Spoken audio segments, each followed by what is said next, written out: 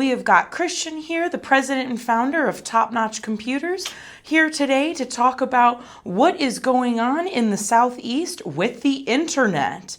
Many people are claiming that their area wasn't really affected. The sun is shining, birds are back out chirping, and they have power, but they don't have internet.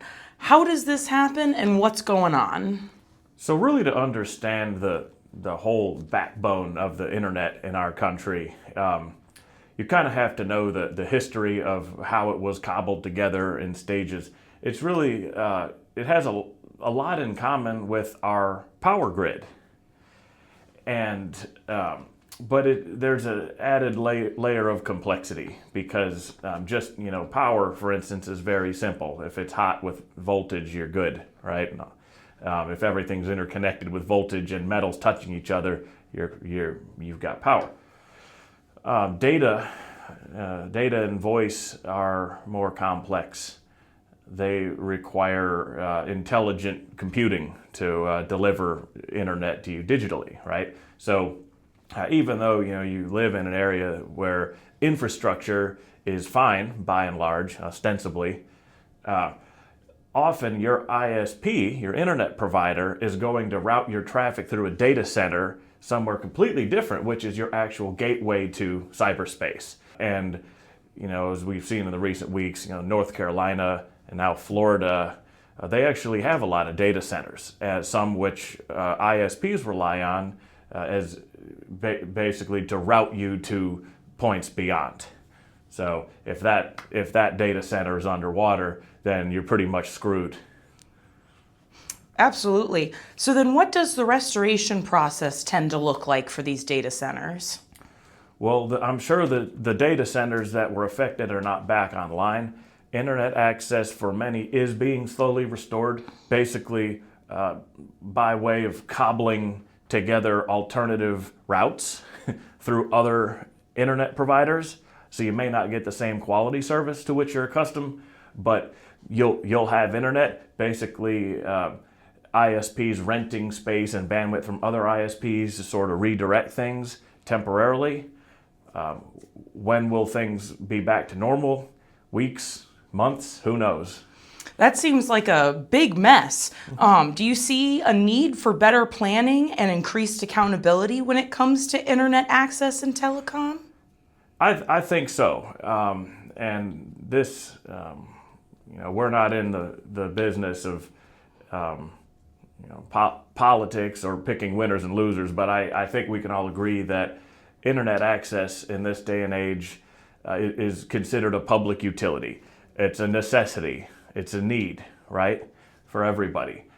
And what is a little bit unique about our system is it's always delivered by a private enterprise, which in principle isn't bad, but this is ultimately a corporation that's in business to make a profit.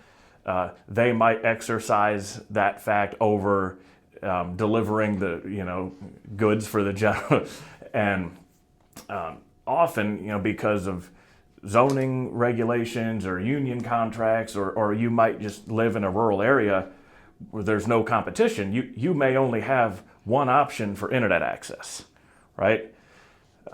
So yeah, it's definitely it's a problem, and I think there were some similar, kind of catching similar vibes. I feel some deja vu. Remember what happened, if you remember what happened in the early 2000s with that huge blackout. Something that you would have expected in the first half of the 20th century. It started with New York City, and then it just engulfed half the country. The whole country was out of power just because of really some minor stuff. And since then, they've rolled out some changes to basically keep that from happening again by allowing power companies to sort of collaborate and share certain things, and lend and borrow electricity and infrastructure from each other as needed. Very interesting. So then how is this handled in other countries typically? In other developed countries, to be honest, it's usually state-run or extremely regulated for better or worse. Very cool. Do you think that's what we should be doing here? Is that your recommendation? Well, again, that's not really for me to decide, right? Why don't we let you decide? I think it's all about choosing your battles. And ultimately, the question becomes kind of similar to something like healthcare. Would you rather have these private companies in charge or the government, right? Either one of those you may not like, but it's about choosing your battles.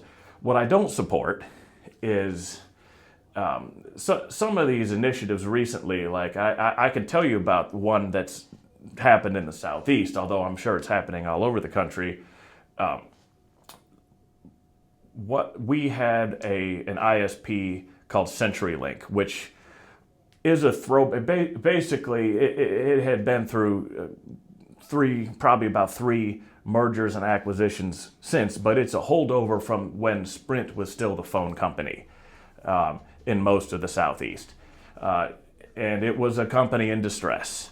And ultimately, it was swallowed by a private equity group, rebranded as Brightspeed, and through a series of manipulations, they basically took a grant for hundreds of millions of dollars of federal funds, with the promise of rolling out high-speed internet through a lot of the rural parts of the Southeast, either where there is no internet or converting DSL to fiber. Basically, they've burned through all the money.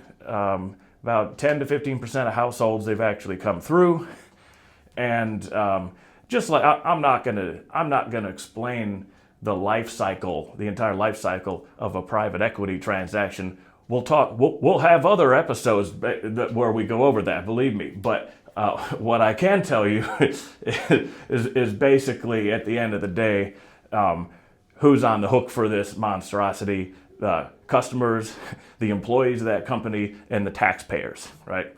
So we do need to find some happy medium, I think, where people have choices, there's natural competition, but there's also some regulation to ensure people have the right to live where they want to live and get internet. Wonderful. Perfect. Thank you so much for your time today, Christian, and everyone stay tuned for our next weekly webinar.